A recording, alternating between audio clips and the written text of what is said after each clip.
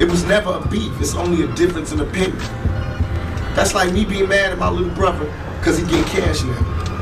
I'm not mad at that. I'm just mad at my little brother when he don't respect me. Now, when you don't respect me, I'm gonna spank your ass. I don't give a fuck how rich you got on the block. I'm your big brother. I will break your big ass down. Everybody that thinks that I disrespected or I love my East Coast fans. I'm from there. I'm eating New York pizza. I drive New York Jeeps. Want to hear New York. But I'm saying, let's keep it real for a second. If you have the love of music that you are, study. Go back and study. Study why I would be mad. Study why I would be mad when half of New York, half of the major New York rappers, or they managers, or they agents, or they somebody was there when I got shot, and nobody couldn't give me no information. Just study that. That's all I ask for. If you're gonna act like you a gangster or a G or the king of New York, I'm gonna expect that. And when you don't come through, then I'm gonna want to crush your empire, and that's what it's time for. In the early 1990s, hip-hop existed inside a narrowing corridor of pressure. It was no longer a local experiment or a marginal sound. It had become an arena. Cities were no longer just places of origin, but symbols competing for dominance. New York carried the weight of origin, memory, and authorship. Los Angeles carried the force of expansion, spectacle, and rupture. The music moved faster than the institutions built to hold it, and visibility began to feel like territory that had to be defended rather than shared. This was a moment when success no longer meant survival alone. It meant position. It meant narrative control. The industry was consolidating power. Radio was amplifying differences. Magazines were shaping rivalries into myths before artists could understand what they were stepping into. Every voice that rose carried not only sound but geography, class, and expectation. The stage widened, and with it came the pressure to represent more than oneself. Christopher Wallace and Tupac Shakur emerged inside this climate as distinct gravitational forces. Not yet enemies, not even rivals. At first, they were trajectories that had not yet intersected under stress. Each moved through different corridors of the same structure, touching the same walls from opposite sides. Their early proximity was not a spark, but a recognition. Two figures sensing in the other a reflection of possibility. One came from Brooklyn, shaped by density and compression. His voice carried weight, gravity, and awareness of enclosure. He moved as if the world were already watching him from a distance, measuring. The other arrived with motion, urgency, and projection. He spoke as if the world were something to confront directly, to challenge, to persuade. One mastered the interior architecture of the street. The other treated the street as a stage for declaration. At this stage, the difference did not yet demand opposition. Difference can coexist when space feels abundant. In the early phase of ascent, admiration and proximity often precede conflict. They shared rooms, ideas, laughter, and the sense that something larger was forming around them. The culture had not yet forced them into positions. The industry had not yet sharpened the lines. But hip-hop in that moment was already moving toward polarization. As the genre expanded, it began to require symbols. It needed faces to stand in for regions, for attitudes, for futures. Media attention did not simply observe this process. It accelerated it. Every interview, every photograph, every cover functioned like a mirror that exaggerated contrast. Nuance became difficult to sustain under amplification. The audience, too, was changing. As hip-hop crossed thresholds of class and geography, listeners were invited not just to enjoy music, but to choose sides. Identification replaced interpretation. The music became a site where unresolved tensions about power, recognition, and legitimacy could be acted out safely through allegiance. What had once been lyrical competition slowly transformed into symbolic alignment. Within this environment, friendship itself became unstable. Proximity created expectation. Expectation invited comparison. Comparison produced anxiety. The question was no longer only who was better, but who stood for what. Each success recalibrated the balance. Each chart position, each headline, shifted the invisible geometry of respect and resentment. Neither man set out to become an emblem of opposition. Yet emblems form precisely when individuals are pulled into roles larger than their intentions. The culture needed contrast, and contrast was available. One voice increasingly associated with introspection, narrative control, and mastery of form. The other with urgency, confrontation, and moral intensity. These readings were partial, but they were useful.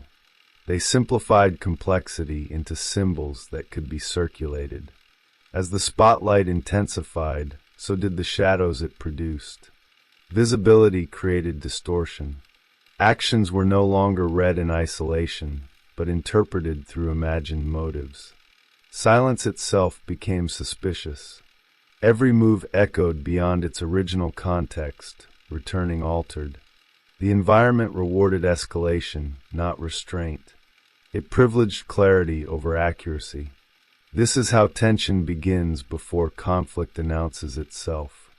Not with hatred, but with misalignment under pressure. Not with intent, but with accumulation. The forces shaping the moment moved faster than reflection could keep up with. Personal history started to dissolve into public meaning. Private relationships were pulled into collective narratives they could no longer control. By the time the rivalry would be named, it had already been rehearsed invisibly. The cities had been positioned. The archetypes had been sketched. The media had framed the arena. All that remained was a triggering event to convert latent tension into open confrontation. What followed would not simply be a feud between two artists, but a collision between representations of power, authenticity, and survival inside a culture learning how dangerous its own scale had become. This opening moment matters because it reveals what the conflict was never purely about.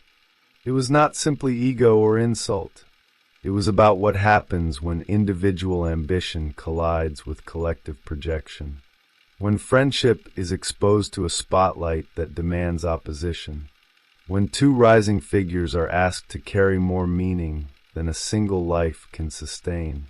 Before the shots, before the records that hardened positions, before the lines that would be replayed endlessly, there was a field of pressure forming quietly, a space narrowing, a stage being built around them. And once the structure was complete, movement within it would no longer be free. Tupac Shakur entered hip-hop carrying a density of inheritance that preceded music. His formation was political, theatrical, and verbal long before it was commercial. He was raised inside a language of resistance, discipline, and articulation. His early environment did not simply expose him to injustice, it trained him to speak about it. This produced a voice that moved outward, declarative, urgent, almost performative in its moral clarity. He did not describe the world as it was. He argued with it. His presence carried the tension of someone who felt history watching him closely. That intensity shaped his relationship to identity. Tupac treated visibility as responsibility. Being seen meant being accountable to a collective narrative larger than personal success. His sense of self was porous, absorbing symbols, roles, and expectations with speed. This made him compelling, but it also made him vulnerable to projection. The more he spoke for something, the more he was forced to live as it. Persona and conviction fused quickly, leaving little distance between expression and embodiment. Christopher Wallace emerged from a different compression. Brooklyn did not teach him proclamation, it taught him calibration. His environment demanded attention to detail, timing, and consequence. Language became a tool of navigation rather than declaration. His voice carried containment. Where Tupac externalized conflict, Biggie internalized it, transforming pressure into narrative control. He did not confront the system directly. He mapped it, moved through it, survived inside it. This difference shaped ambition itself. Biggie's drive was not to represent an idea, but to master a position. He understood the architecture of success as something built from patience, leverage, and alignment. His lyrical persona projected authority without urgency. He did not rush the world to respond. He assumed it eventually would. This created a presence that felt grounded, but also opaque. He observed more than he announced. Psychologically, this contrast mattered. Tupac experienced reality as something unfinished, demanding intervention. Biggie experienced it as something negotiated, demanding adaptation. One leaned toward confrontation as proof of authenticity. The other leaned toward control as proof of mastery. Neither approach was artificial. Each emerged from a different relationship to power and vulnerability. When these two paths crossed, admiration was immediate. Each recognized in the other a missing dimension. Tupac saw in Biggie a composure he lacked, a gravity that did not need to declare itself. Biggie saw in Tupac a fearlessness of expression, a willingness to stand exposed before the crowd. Early proximity allowed exchange without threat. They were not yet mirrors. They were complements. The industry context allowed this balance briefly. In the early phase, space still felt expandable. Multiple narratives could rise without immediate collision. Collaboration did not yet imply dilution. Friendship did not yet imply competition. The culture had not fully weaponized comparison. But structural pressures were already forming. As commercial success accelerated, the field narrowed. Recognition became centralized. Charts, labels, and media outlets began to operate like gates rather than platforms. The question shifted from who is emerging to who occupies the center. This transition is where difference turns into friction. Geography amplified this shift. New York and Los Angeles were no longer just cities. They were symbols loaded with historical resentment and aspiration. Each success story from one coast was read as a displacement of the other. Artists became representatives whether they accepted the role or not.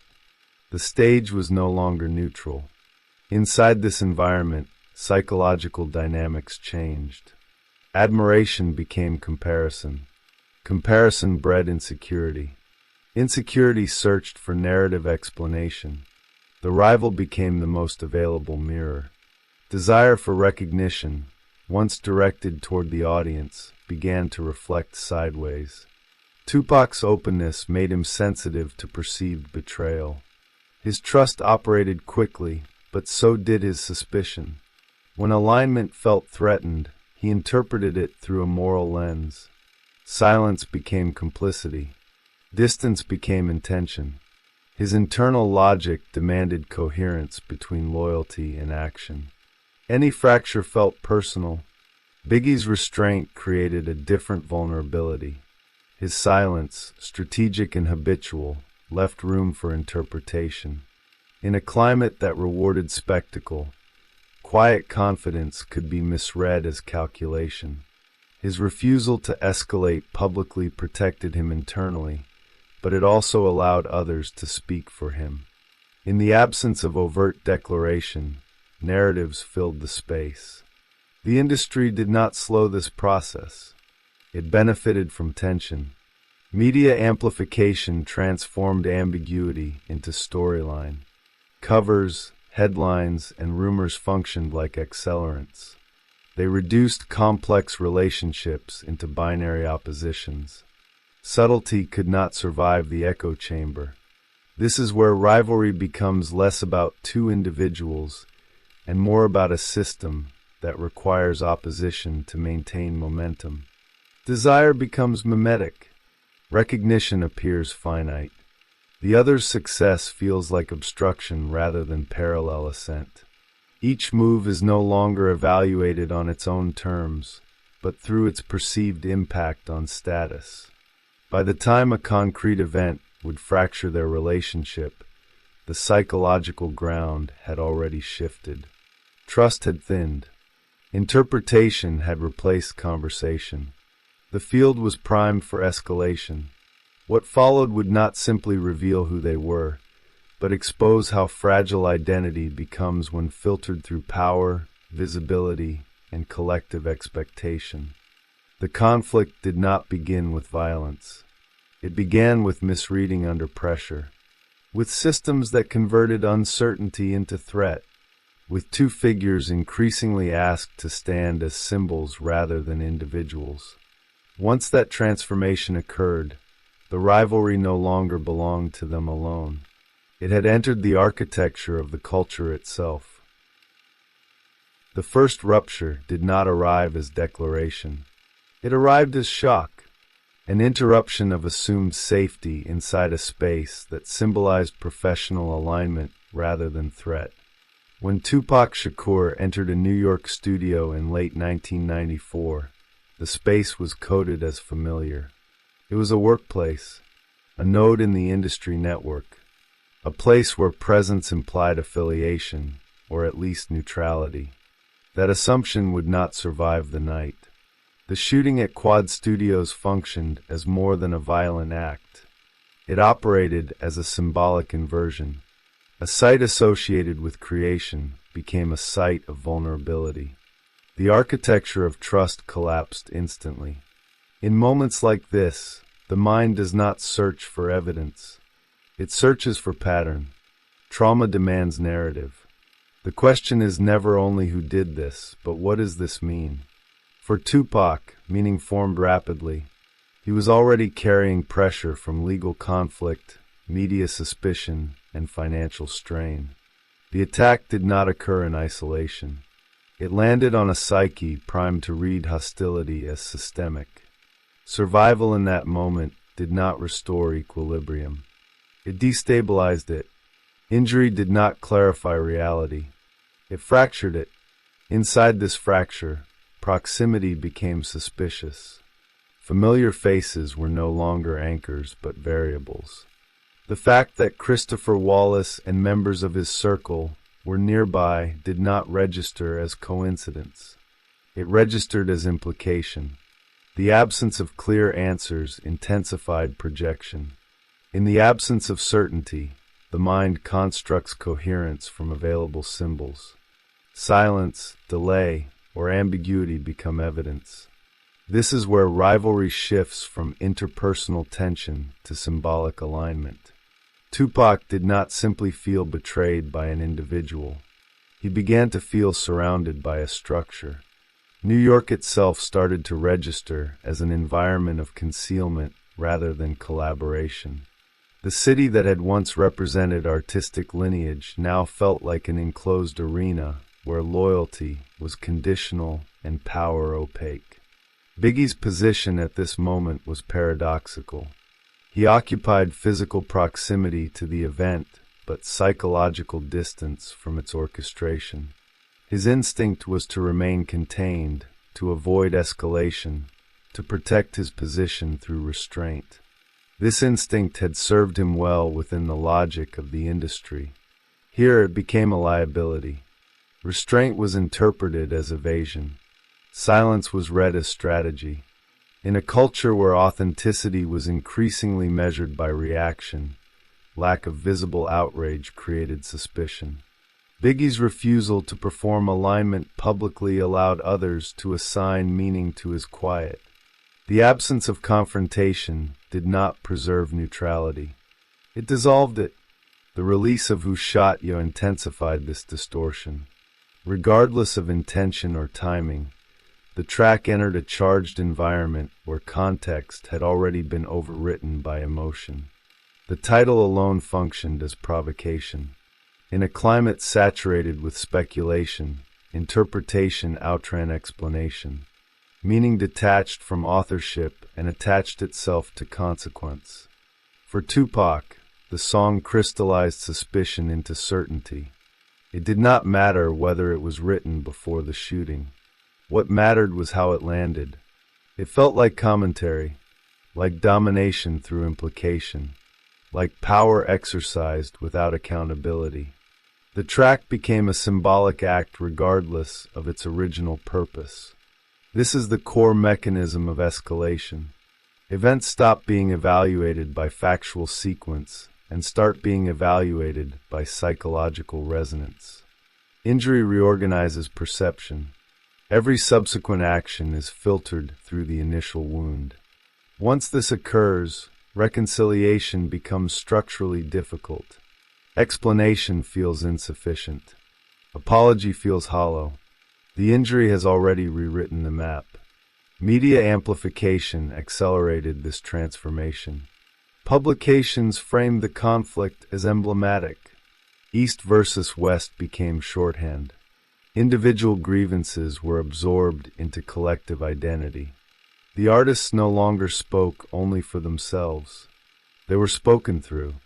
The spotlight flattened complexity and rewarded antagonism. The audience participated in this shift. Identification hardened. Fans did not simply listen. They aligned. Records became banners. Lyrics became signals.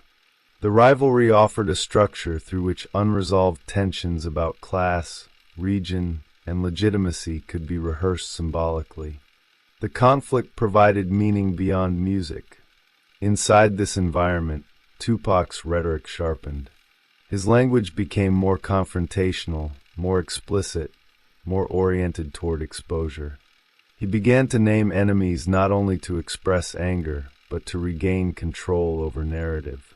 Naming was power. Accusation restored agency where confusion had reigned. Biggie responded differently. He resisted direct engagement. He trusted that time, success, and composure would stabilize the situation. He underestimated how much the terrain had changed. In a system driven by spectacle, refusal to perform conflict does not neutralize it. It leaves a vacuum others rush to fill. This imbalance widened the rift. One side escalated through articulation. The other attempted containment through silence. Each strategy reinforced the other's interpretation. Escalation confirmed suspicion. Silence confirmed guilt. The feedback loop closed quickly. What had once been a misunderstanding now became a narrative with momentum. The conflict no longer required new events to sustain itself. It fed on interpretation. Each appearance, each lyric, each absence added weight. The rivalry had crossed a threshold. It was no longer reactive. It was self-generating. This first phase matters because it reveals how easily symbolic conflict outpaces personal intent. No declaration of war was needed. The structure itself produced alignment. Trauma, media, and audience participation converged to transform uncertainty into inevitability. The stage was set for deeper escalation. What followed would not resolve tension. It would formalize it. The second movement of the rivalry unfolded not through sudden rupture, but through consolidation. Once suspicion had settled into narrative, behavior began to reorganize around it. Each artist adjusted not only to the other, but to the world that now interpreted their actions through opposition. What had been personal dissonance hardened into symbolic posture. Tupac emerged from incarceration altered in orientation and velocity. Prison did not quiet him. It sharpened him. Isolation intensified his conviction that forces were aligned against him, and that survival now required visibility, dominance, and preemption. Upon release, his movement accelerated. He recorded with urgency, spoke with precision aimed at impact, and positioned himself as someone no longer willing to be misread in silence. His alignment with Death Row Records marked a shift in scale. The label was not simply a business entity. It functioned as a fortified structure, projecting power, loyalty, and confrontation. It offered Tupac not just resources but a symbolic army. Within this structure, grievance could be externalized and amplified. Personal injury transformed into institutional narrative. This mattered because the rivalry now exceeded two individuals. It became embedded in competing systems of representation. Bad Boy Records projected refinement, crossover ambition, and strategic visibility. Death Row projected force, allegiance, and domination. Each label functioned as a wall around its artists, reinforcing identity through contrast. Movement between these spaces became interpreted as threat. Tupac's rhetoric intensified within this environment. His language did not merely criticize, it exposed. He named names, locations, affiliations. This was not reckless expression. It was an attempt to collapse ambiguity. By making the conflict explicit, he reclaimed narrative authority. He forced the culture to acknowledge what he believed was already happening beneath the surface. Biggie remained resistant to this mode of engagement. His strategy continued to favor distance, irony, and narrative indirection. He refused to respond in kind, not out of indifference, but out of belief that escalation would only accelerate danger. He trusted that restraint would preserve space for eventual resolution. Yet restraint functioned differently now. The system no longer rewarded it. In an atmosphere thick with anticipation, silence appeared evasive. The refusal to escalate did not slow the rivalry. It allowed others to escalate on one's behalf. Media voices, industry figures, and street narratives began to speak in place of the artists themselves. The Source Awards crystallized this shift. What had been implicit became performative. A stage meant to celebrate achievement transformed into a public arena of declaration. Words spoken there were not interpreted as opinion, but as alignment. The crowd did not simply listen. It responded. The energy of polarization surged visibly. From that point forward, the rivalry functioned less like a disagreement and more like a structure of expectation. Each side was anticipated to act according to role. Every movement was scanned for confirmation. The conflict no longer needed new grievances. It sustained itself through anticipation and interpretation. Violence around the periphery intensified this atmosphere. Deaths, assaults, and confrontations that were not directly orchestrated by either artist nonetheless fed the narrative. The environment grew unstable. Rumors moved faster than facts. Proximity became dangerous. Even absence was read as maneuvering. Tupac's release of Hit 'Em Up marked a decisive shift. This was not a diss track in the traditional sense. It was a declaration of symbolic dominance. The language was explicit, personal, and unforgiving. It collapsed any remaining ambiguity. The track did not invite response. It demanded recognition. Psychologically, this act served multiple functions. It externalized rage. It reclaimed agency. It transformed vulnerability into assertion. By speaking the unspeakable, Tupac reversed the direction of exposure. He was no longer the one under suspicion. He became the one naming betrayal. Culturally, the impact was immediate. Lines were drawn sharply. The audience absorbed the track not as commentary, but as event. It became a reference point around which allegiance crystallized. The rivalry reached a level where disengagement became nearly impossible without symbolic loss. Biggie's response remained constrained. He did not retaliate publicly with equal force. This decision preserved his internal coherence, but further destabilized public interpretation.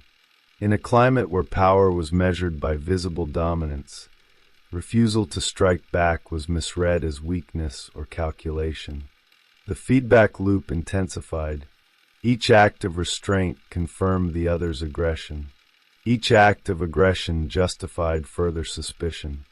The rivalry no longer belonged to intention. It belonged to momentum. At this stage, the conflict had fully escaped the boundaries of art.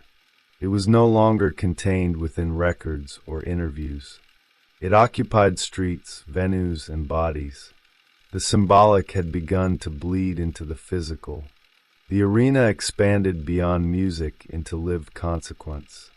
This second movement reveals how escalation does not always require mutual participation. It requires misaligned strategies operating inside a system that rewards friction. One voice escalated to regain control, the other restrained to preserve safety. Both approaches within this environment deepen the conflict. By now, the rivalry had become something neither artist could simply exit. It had acquired a life of its own. What followed would not be shaped by rhetoric alone. It would be shaped by inevitability, consequence, and the collapse of distance between symbol and reality. The final phase of escalation unfolded with a sense of compression. Time shortened. Distance collapsed. The rivalry no longer expanded outward through language alone. It folded inward toward consequence. What had once been symbolic posture now operated inside a narrowed corridor where movement carried risk and visibility attracted gravity.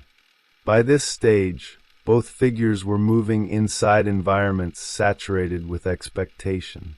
Appearances were no longer neutral. Every public moment was scanned for signal. Locations themselves became charged. Cities felt less like homes and more like contested ground. The arena was no longer abstract. It was physical, immediate, and volatile. Tupac's pace intensified further. Productivity became acceleration. Albums were recorded with urgency that bordered on premonition. His public persona sharpened into something almost architectural, a figure built to withstand pressure through force of presence. Yet this construction required constant reinforcement. The louder the projection, the heavier the strain beneath it. Psychologically, this phase reflects a narrowing of options. When identity fuses completely with conflict, retreat feels like erasure. To slow down would be to concede narrative control. To soften would be to invite reinterpretation. Escalation becomes not just strategy but necessity. The rival is no longer simply an opponent. He becomes the axis around which meaning organizes. Biggie's position grew increasingly constrained. His success expanded even as his freedom contracted. Popularity amplified exposure without providing protection. His refusal to escalate publicly did not remove him from the field. It rendered him an object of speculation rather than an agent of direction. Power without visibility proved fragile. The media environment intensified this asymmetry. Coverage no longer described events. It anticipated them. Rumors circulated as forecast. The rivalry became a story that seemed to demand a climax. This narrative pressure did not originate with either artist. It emerged from a culture accustomed to mythic resolution. Violence in the surrounding environment reinforced this trajectory. Each incident, regardless of direct involvement, was absorbed into the larger story. The distinction between cause and coincidence dissolved. The system no longer required proof. It required coherence, and coherence was supplied by opposition. The deaths that followed did not arrive as narrative closure. They arrived as rupture. Tupac's killing in Las Vegas did not resolve the rivalry. It destabilized it further. Shock rippled outward, collapsing any remaining illusion that the conflict was symbolic. The arena had claimed a body. In the immediate aftermath, meaning scrambled. Grief coexisted with suspicion. Mourning did not dissolve accusation. It intensified it. Biggie became simultaneously a survivor and a target. The narrative demanded continuity, and continuity required a counterpart. The rivalry persisted even in absence. Biggie's own death months later completed a pattern the culture had already rehearsed. Yet completion did not bring understanding. It produced silence heavy with unresolved implication. The structure that had generated the conflict remained intact, now stripped of its original figures, but not its logic. This final movement exposes the cost of symbolic escalation when systems reward friction without containment. Neither artist orchestrated this outcome alone, yet both were carried toward it by forces that converted identity into position and position into vulnerability. The rivalry did not end because it was resolved. It ended because it exhausted its human carriers. What remains from this phase is not clarity but exposure. The exposure of how quickly cultural conflict can migrate from metaphor to material. How narratives, once amplified, demand embodiment. How silence and speech alike can become dangerous when interpreted through oppositional frames. This stage does not offer moral resolution. It offers structural insight. When rivalry becomes a vessel for collective tension, individuals lose authorship of their own movement. They become figures inside a story that insists on escalation. The final act was not written by intent alone. It was written by a system that mistook amplification for meaning and conflict for vitality. With the central figures gone, the rivalry did not disappear. It transformed. It moved from lived confrontation into mythic residue. To understand that transformation requires stepping back from the events themselves and examining how the conflict reshaped the culture that produced it. Once the rivalry passed beyond the lives of the two artists, it did not dissolve. It diffused. What had been anchored in voices, bodies, and specific events spread outward into the cultural fabric, reorganizing how hip-hop understood itself. The conflict stopped belonging to Tupac Shakur and Christopher Wallace and began functioning as a symbolic framework through which power, authenticity, and identity were interpreted. The most immediate effect was polarization. The genre, which had long thrived on competitive plurality, hardened into camps.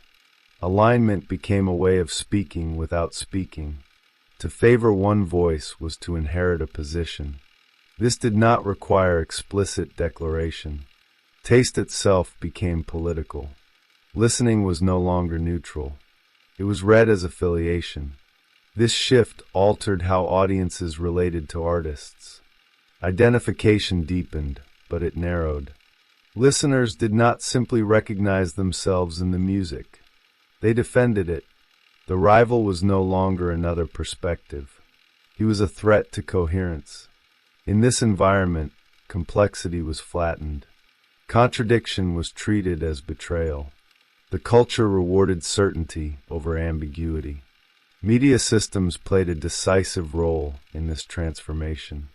Coverage no longer contextualized. It framed. Stories were shaped to emphasize opposition because opposition generated engagement. The rivalry became a template that could be reapplied endlessly. Once established, it offered a ready-made structure for interpreting future conflicts, regardless of scale or substance. Geography, already symbolically loaded, became essentialized. East and West hardened into mythic spaces. These were no longer just regions with distinct histories. They became moral territories. Each was imagined as carrying a coherent attitude toward power, violence, and legitimacy. This simplification erased internal diversity in favor of narrative clarity. Within this symbolic map, artists were increasingly pressured to locate themselves. Neutrality became suspect. The expectation to choose sides extended beyond the original conflict, shaping how new voices were received. Emerging artists were measured not only by originality, but by perceived alignment. The rivalry functioned like a lens that distorted perception. Psychologically, this period revealed the power of mimetic desire at a collective level. The audience did not merely consume the conflict. It participated in it. Desire for recognition mirrored the artist's own struggle for position. Fans reenacted rivalry through argument, allegiance, and repetition. The conflict provided a script through which unresolved tensions could be safely performed. Violence, too, was reinterpreted through this lens. Incidents that might once have been treated as isolated were now read as expressions of an ongoing war. Meaning preceded evidence. Tragedy was absorbed into narrative rather than examined on its own terms. The symbolic structure had become self-reinforcing. At the same time, the rivalry reshaped artistic expression. Lyrical posture hardened. Masculinity was increasingly defined through dominance and exposure rather than nuance or interiority. Vulnerability became risky. Ambivalence became illegible. The culture shifted toward a rhetoric of absolutes, reflecting the polarized environment that now surrounded it. The industry adapted accordingly. Marketing leaned into opposition. Conflict became a promotional engine. Rivalry proved profitable, not only in attention but in loyalty. The lesson absorbed by institutions was not caution but efficiency. Tension moved units. Drama sustained relevance. The system learned to reproduce the conditions that had led to catastrophe without bearing its cost directly.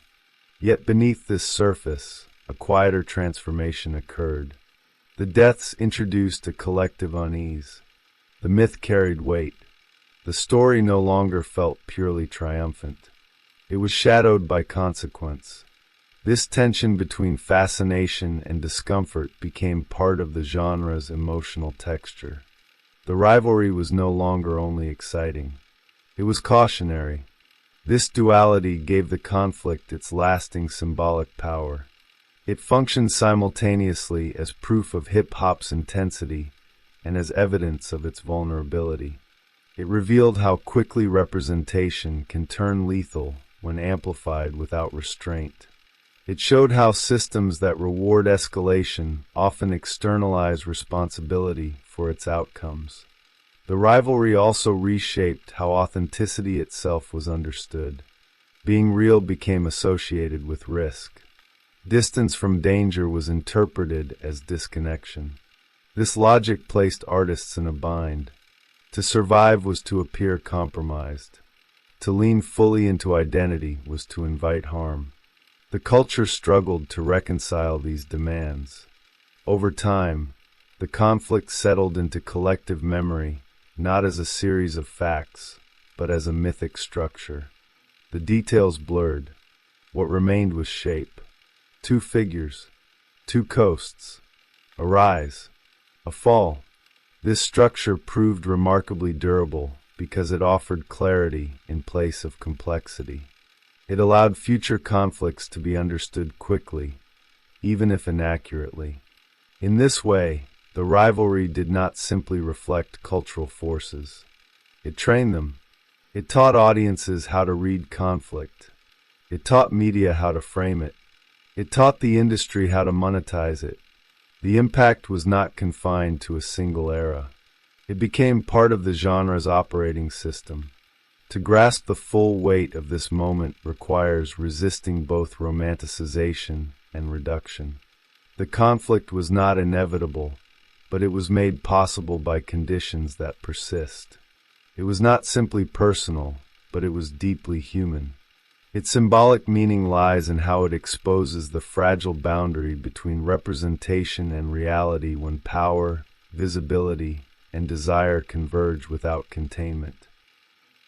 The final understanding of this impact does not arrive as closure. It arrives as awareness. Awareness of how culture constructs arenas that demand winners and losers. Awareness of how individuals are drawn into roles they cannot safely inhabit. An awareness that myth, once formed, continues to operate long after its originators are gone. In the years that followed, the rivalry did not recede into history as a resolved chapter. It settled into permanence, not as an open wound, but as a scar that continues to shape movement. The deaths of Tupac Shakur and Christopher Wallace closed the narrative arc of the conflict, yet they did not dismantle the structure that produced it. What ended was the confrontation. What remained was the framework. The immediate aftermath produced a pause rather than a reckoning. Silence replaced escalation, but silence did not undo alignment. The culture absorbed the loss without fully interrogating its conditions. Mourning focused on absence rather than causality.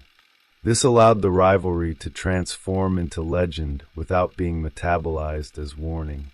Over time, the figures themselves became symbolic condensations. Tupac came to represent urgency, sacrifice, and confrontation with systemic violence. Biggie came to represent mastery, narrative control, and the promise of survival through intelligence. These readings are not inaccurate, but they are incomplete. They freeze complex lives into usable icons. This freezing is how myth operates. It preserves shape while erasing contradiction. The rivalry becomes legible, repeatable, and instructive. It teaches through simplification. It offers models that can be admired without being fully understood.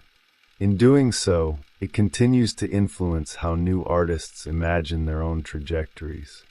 The industry inherited these myths selectively. The aesthetic of conflict remained useful. The human cost did not. Structures adjusted to extract tension while outsourcing risk. Rivalry became symbolic rather than personal, performed rather than lived. Yet the underlying logic remained unchanged. Visibility still rewards opposition. Polarization still amplifies attention. Artists who came after absorbed this legacy implicitly. Many learned to perform hardness without proximity to danger. Others felt compelled to reenact the intensity in search of legitimacy. The rivalry became a reference point, a measure of scale, a threshold of authenticity that haunted creative decisions. Audiences, too, inherited a way of reading. Conflict is still often interpreted through binary frames. Loyalty is still mistaken for clarity. Silence is still misread as strategy. The culture remains trained to look for sides rather than systems. This is the most durable residue of the rivalry.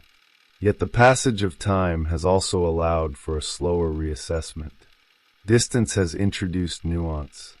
The figures can now be seen not only as opponents, but as parallel responses to the same pressure. Two ways of surviving a structure that demanded spectacle and delivered consequence. Two voices shaped by different relationships to vulnerability and power. In this light, the rivalry reads less like destiny and more like exposure. Exposure of how quickly systems convert difference into opposition. How desire for recognition becomes rivalry under scarcity. How media environments reward escalation without accountability. How myth replaces responsibility once the cost becomes too high to confront directly. The persistence of this story matters because it continues to inform how cultural conflict is understood. It reminds without instructing. It warns without preventing repetition. Its clarity lies not in moral resolution, but in structural visibility. The rivalry endures because the conditions that shaped it have not disappeared. What remains is not a call for reconciliation or nostalgia. It is a record of what happens when individuals are asked to carry collective tension without protection. When symbolic roles overtake personal agency. When amplification outpaces reflection. The legacy of Biggie versus Tupac is not that conflict is inevitable. It is that conflict, when shaped by systems that demand opposition, becomes difficult to exit without loss. The aftermath is not silence. It is permanence, a narrative still operating beneath the surface of culture, shaping expectation, alignment, and imagination. Understanding this does not dissolve the myth. It reframes it. The rivalry remains relevant not because of who won or lost, but because it reveals how power moves through visibility, how identity hardens under pressure, and how culture remembers what it does not know how to repair.